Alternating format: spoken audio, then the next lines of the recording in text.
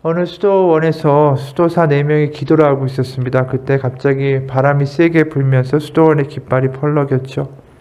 이것을 본 가장 어린 수도사가 말했습니다. 깃발이 나부깁니다. 그러자 조금 더 경험 있는 수도사가 말했어요. 그건 바람이 나부끼는 것이지. 그러자 이 말을 들었던 수련 경험이 훨씬 더 많았던 세 번째 수도사가 말했어요. 그것은 깃발도 바람도 아니라 그대들 마음이 나부끼는 것이라네. 그러자 옆에서 묵묵히 듣고 있던 가장 나이가 많던 수도사가 얘기했습니다. 주둥이들만 나불거리기는. 우스갯소리지만 와닿는 게 있죠. 진리는 머리로 아는 게 아닙니다. 말로만 떠드는 게 아니죠. 진리는 살아내는 것이고 경험되는 것입니다. 그렇기 때문에 성경에서는 진리를 본다, 안다, 하나 된다, 경험한다 이렇게 이야기하죠. 그 대표적인 게 와서 보라는 말이에요. 오늘 와서 보라, 와서 경험해라, 와서 체험해라. 진리가 여기 있으니까 네가 손수 그것을 맛보아 알라. 이 와보라라는 이야기가 나오죠.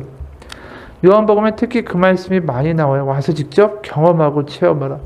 요한복음 1장 38절 39절에 보면 이렇게 기록합니다. 예수께서 돌이켜 그 따르는 것을 보시고 물어 이르시되 무엇을 구하느냐 이르되 랍비여 어디 계시오니까 하니 랍비는 번역하면 선생이라. 예수께서 이르시되 와서 보라. 너희들이 알고 있는 지식 차원이 아니라 와서 하나님이 이 땅에서 하시는 역사들을 맛보아 알라. 내가 하나님의 그 살아있는 증거고 하나님이 내 안에 내가 하나님 안에 있기 때문에 와서 하나님을 경험하고 보라는 것이죠.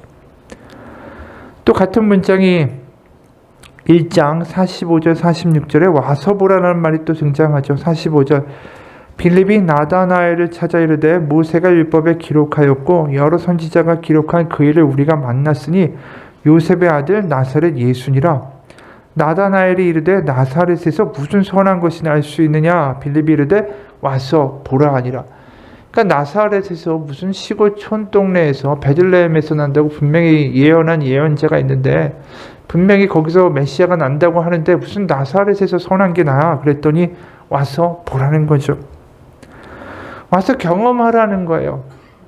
그냥 아는 차원이 아니라 하나님의 아들 예수 그리스도가 성령을 통해서 우리 가운데 역사하시는 우리 안에 살아계시는 그 하나님을 경험할 수 있는 길이니까 와서 보라고 계속해서 이야기하는 거죠.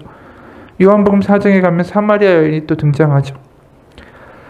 우리가 익히 알고 있는 것처럼 낮 12시에 홀로 그 마을에서 왕따가 돼서 혼자 물을 깃고 있던 그 남편이 5명이나 있었던 파란만장의 인생을 살던 그 여인이 예수님을 만나죠. 그리고 예수님이 네가 말하는 메시아라고 이야기하는 그 순간에 동네에 뛰어내려갑니다. 그동안 자신을 무시하던 그 사람들에게 너무 당당하게 나아가요. 왜냐하면 메시아는 왕이나 근사한 사람들이 만나고 그 당시에 바리새인이나 율법을 잘 지키던 그런 거룩하다고 존경받는 사람들이 만난 게 아니라 바로 나 같은 사람이 메시아를 만났다라는 게 너무나도 기쁜 거죠.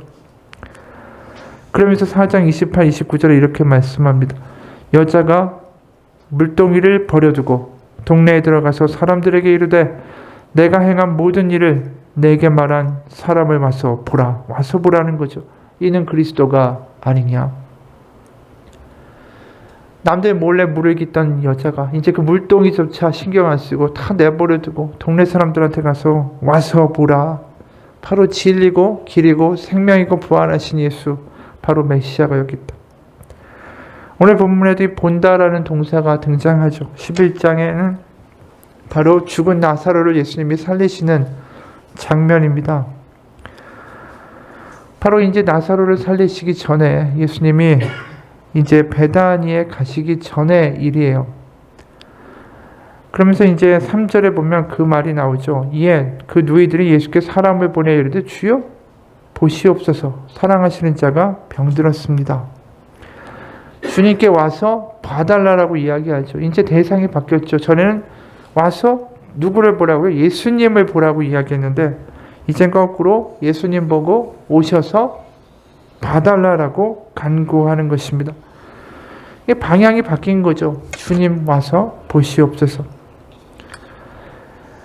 지금 어떤 상황입니까? 마리아와 마르다는 아주 너무나도 통곡과 애통의 마음이죠. 왜냐하면 바로 자신의 동생인 나사로가 죽어가니까 지금 너무나도 인간적인 방법으로는 그 어떤 것도 할 수 없는 가운데 주님 와서 봐달라라고 이야기하고 있다는 것입니다.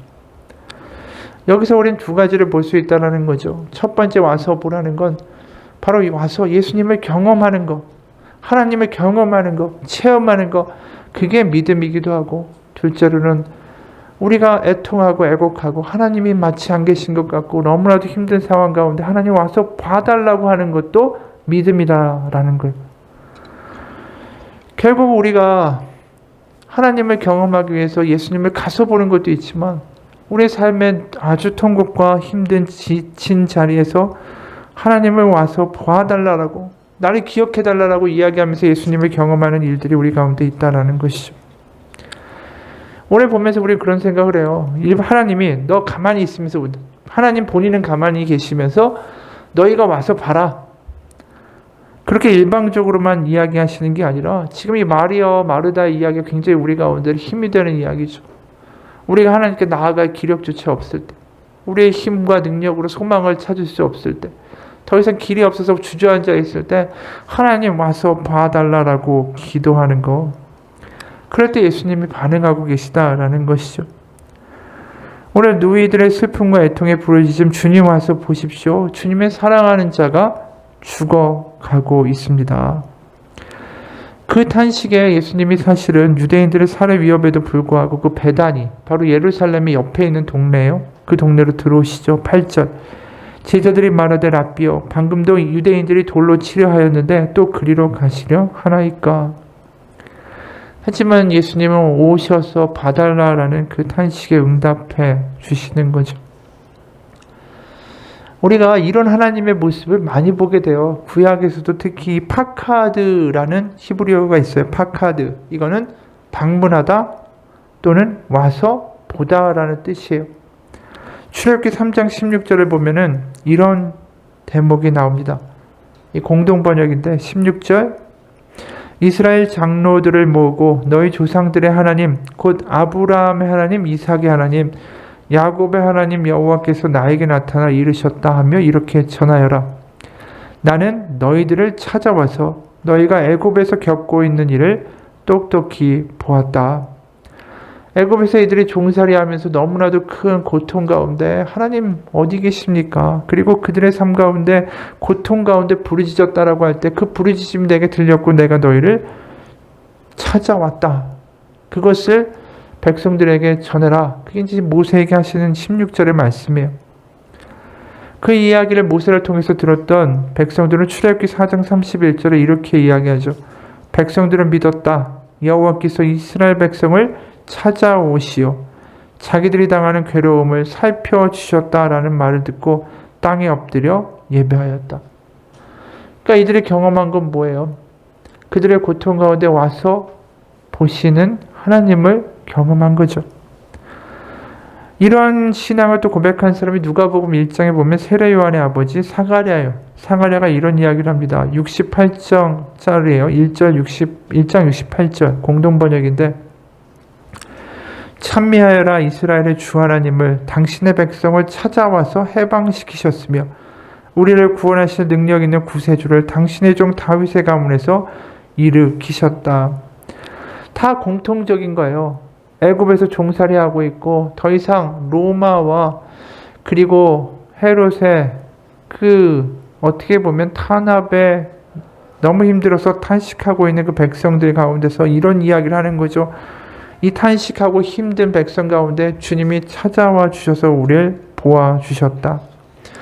그러니까 그 전통 가운데 있는 거예요. 지금 마르다와 마리아 이 두 자매도 주님 오셔서 봐달라라고 이야기하는 게 그냥 말하는 그냥 기적을 일으켜달라는 게 아니라 바로 출애굽 때부터 그 고통 가운데 있던 이스라엘 백성들이 하나님께 부르짖은 그 고통 가운데 오셔서 보신 하나님을 지금 다시 한번 기억하며 하나님 바로 우리 가운데 예수님 우리 가운데 와서 보아주십시오. 이렇게 기도하고 있다는 거죠. 특히 그 뒤에 나와 있는 말이 뭐예요? 주님 와서 보소서 주님의 사랑하시는 자가 죽어가고 있습니다. 이 굉장히 인상적인 거죠. 와서 보시는데 주님의 사랑하시는 자가 죽어가고 있다. 이게 바로 자녀들이 그 아버지에게, 부모에게 하고 있는 기도라는 거예요. 우리도 마찬가지죠. 기도할 때 가장 중요한 게 뭐예요? 하나님이 나의 아버지시다. 그게 믿어질 때 능력의 기도가 되는 거 아니겠어요? 하나님이 나의 아버지시고 나를 잊지 않고 나를 기억하고 계신다라는 믿음이 있을 때 이 기도가 나오는 거예요. 주님 와서 보십시오. 주님의 사랑하시는 제가, 아들이, 딸이 너무나도 지쳐가고 있습니다. 이 고백이 우리 가운데 있을 때 하나님을 경험할 수 있는 놀라운 기도가 될 수 있다는 거죠. 왜요? 그것은 출애굽기부터 시작해서 계속해서 나왔던 하나님의 이야기이기 때문에 그렇죠. 미국의 어느 목사님이 기도회에서 이런 경험을 했다는 거죠. 어느 월간 기도회 때 우리는 성도들의 자녀들 중에서 이른바 탕자들을 위해서 집중적으로 기도했다. 우리는 말을 듣지 않고 방황하는 자녀들로 인해 고통받는 부모들에게 다 같이 우리 그 자녀를 위해서 하나님께 부르짖으며 기도합시다 라고 이야기했다. 예배당은 빈틈없이 꽉 찼고 놀라운 반응들이 나타났다. 기도 중에 나는 자녀 문제로 어려움을 겪는 부모들에게 예배당의 강단 앞으로 나와서 무릎을 꿇으라고 말했다. 그리고 많은 부모들이 나왔고 곧 장례는 눈물바다로 변했다. 부모들의 강대상 주변으로 모이자 나는 한 명씩 말 안 듣는 자녀의 이름을 부르게 했다. 단지 그 이름을 부르는 목소리만으로도 말할 수 없는 고통이 바로 그 예배당을 채웠다. 걷잡을 수 없는 슬픔이 장내에 가득했다. 이어서 벌어진 상황은 실로 놀라웠다. 나는 무릎을 꿇은 부모들의 친구들도 앞으로 불러서 그 친구들의 자녀들을 위해서 같이 담대하게 기도하게 했다. 대부분의 부모들은 그런 애통의 기도에 지쳐 있었다. 자녀들의 문제들에 대한 하나님의 응답을 어느덧 불신하게 되고 그 마음이 그들의 마음을 잠식하고 있으면서 어느덧 자녀를 위해서 우는 것조차 못할 정도로 무감각하게 되었기 때문이다. 하지만 그곳에서 다 같이 하나님 앞에 울 수 있을 때 바로 그것이 오히려 하나님의 임재의 자리가 되었다. 그렇죠. 어느 순간 우리가 어려움을 당하거나 때로는 실망하는 일들이 생길수록 하나님 앞에서 울며 하나님 와서 보시옵소서, 하나님의 사랑하시는 자가 이렇게 힘들고 지칩니다라고 하는 기도마저도 어느 순간 터져나오는 것이 중지될 때가 있어요.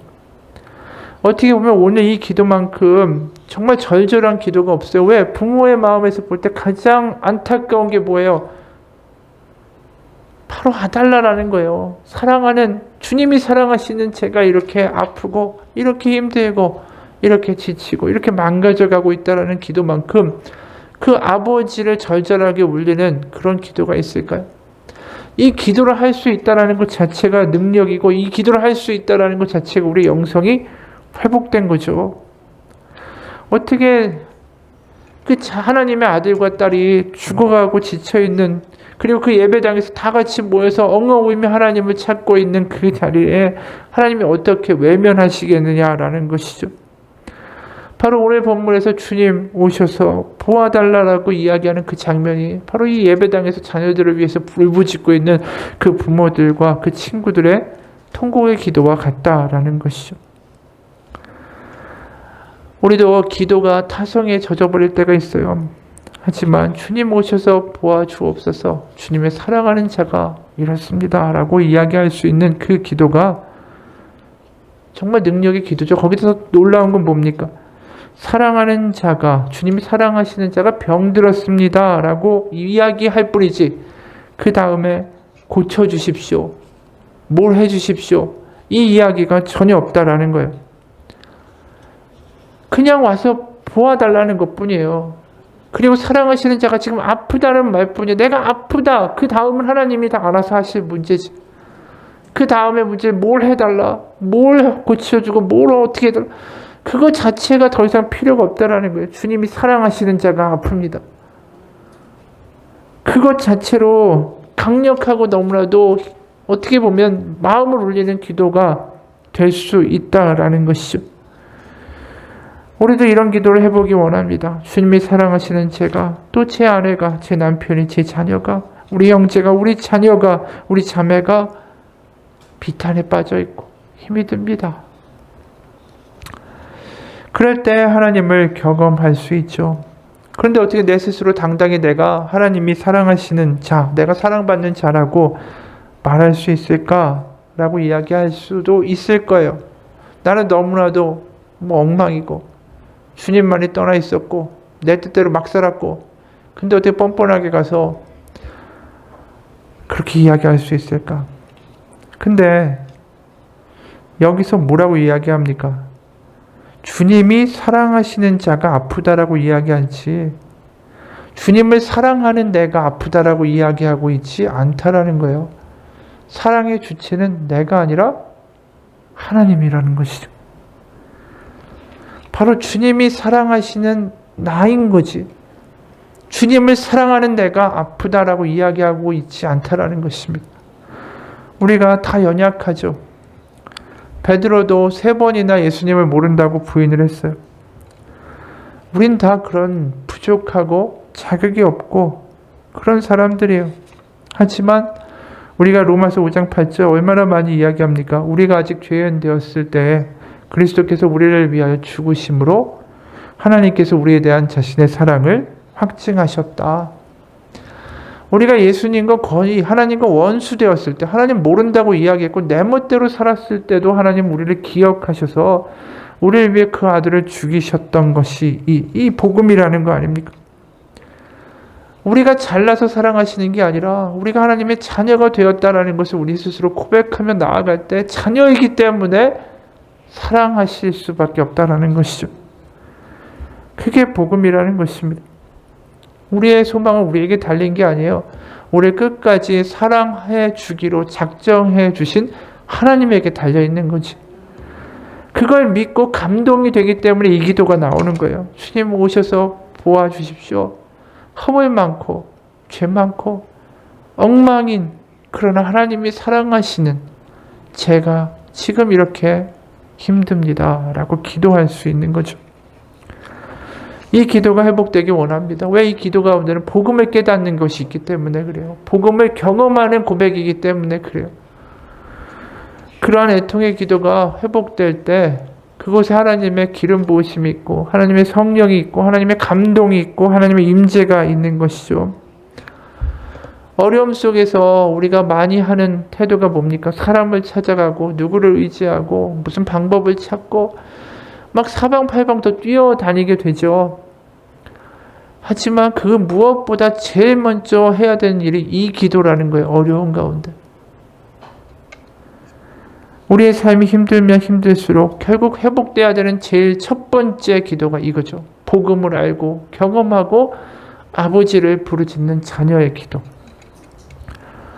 어느 전도사님이 이런 간증을 해요. 저는 2009년 8월 중순에 입대했습니다.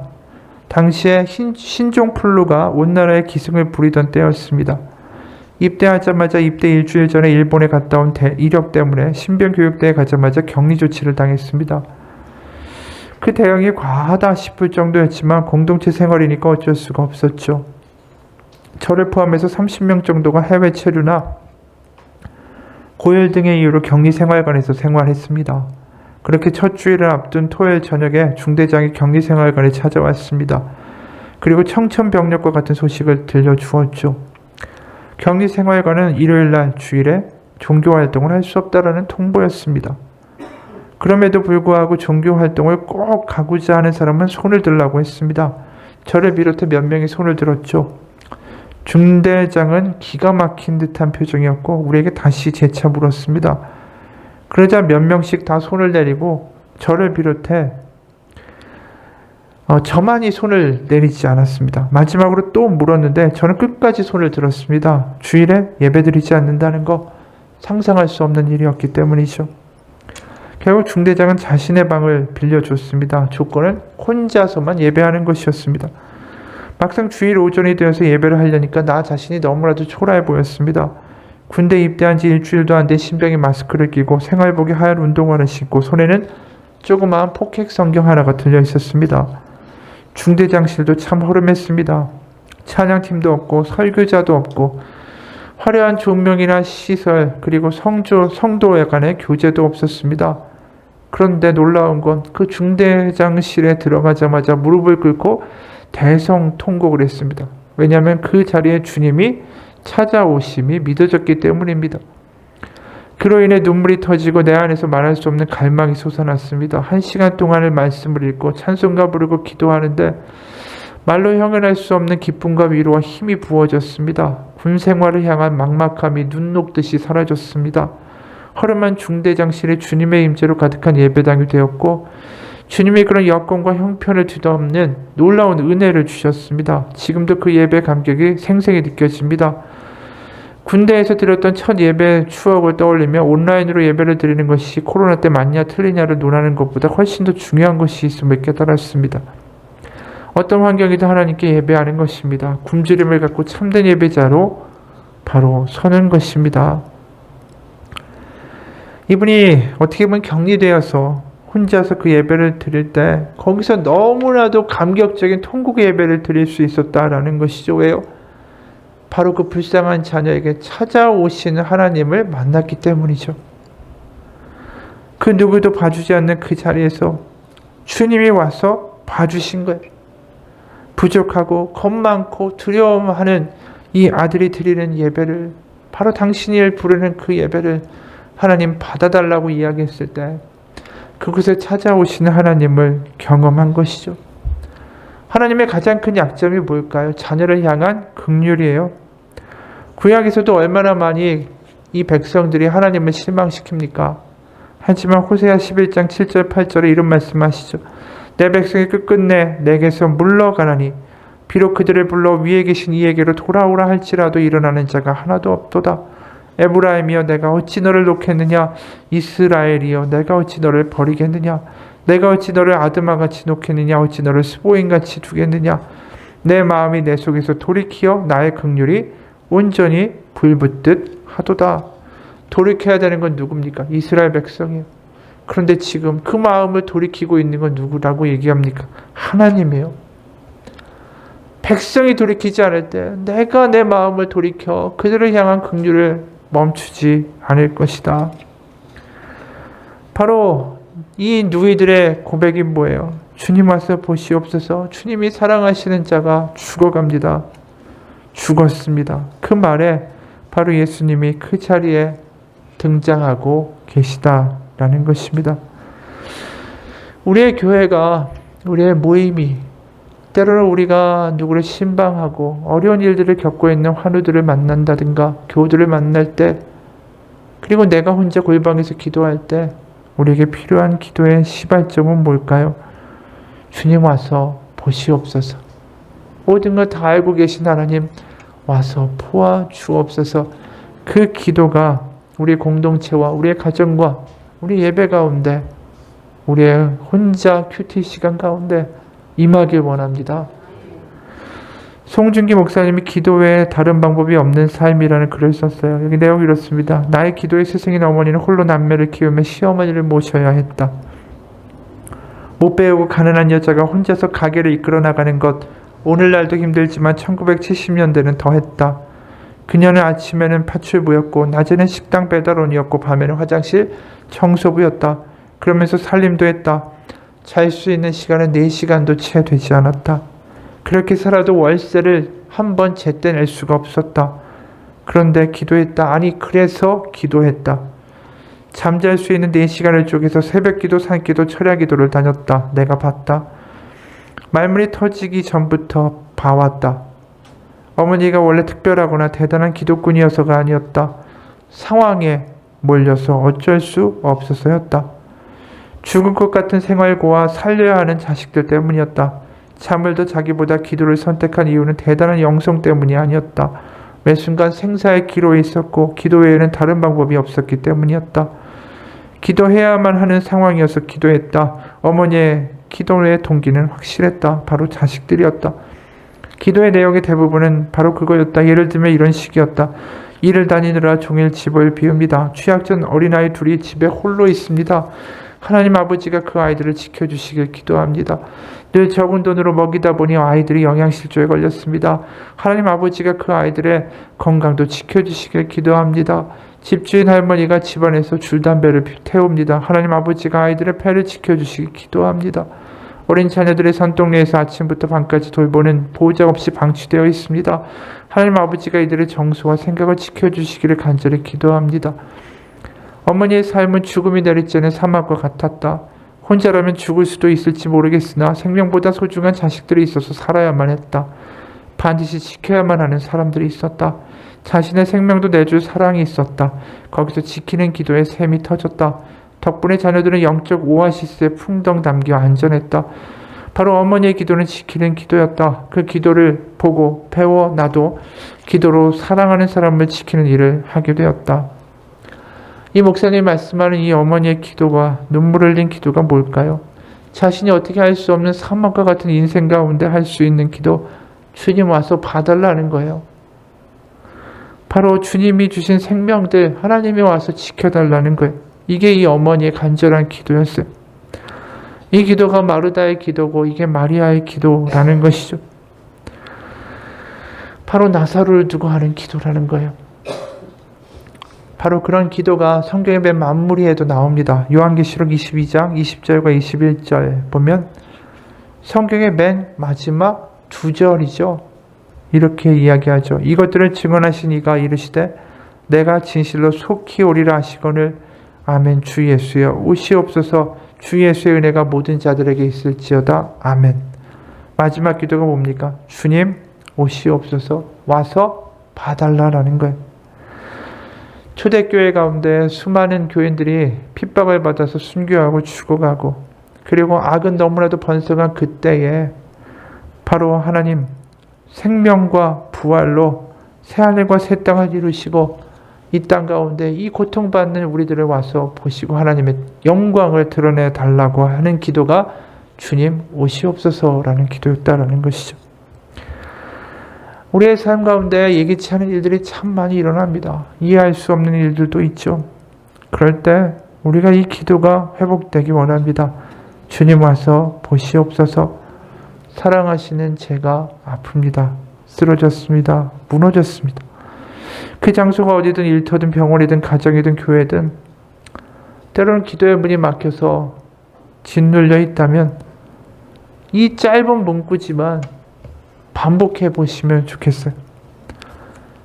긴 기도보다 이 짧은 기도가 주님 와서 보시옵소서. 주님이 사랑하시는 제가 이렇다라고 이야기하는 이 짧은 기도가 한 번, 두 번, 세 번, 네 번 반복될 때 그게 내 마음에 진정으로 울리는 나의 진심의 기도가 되고 그곳에서 등장하시는 하나님의 살려주시는 역사가 우리 가운데 경험될 거라고 믿습니다. 같이 기도합시다.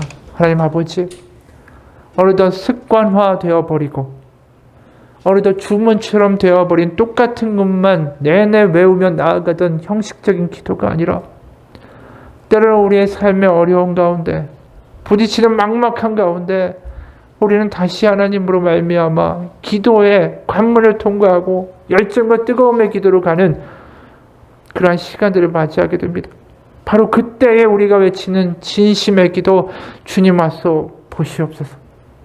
주님의 사랑하시는 제가 이렇게 망가졌습니다. 제가 이렇게 아픕니다.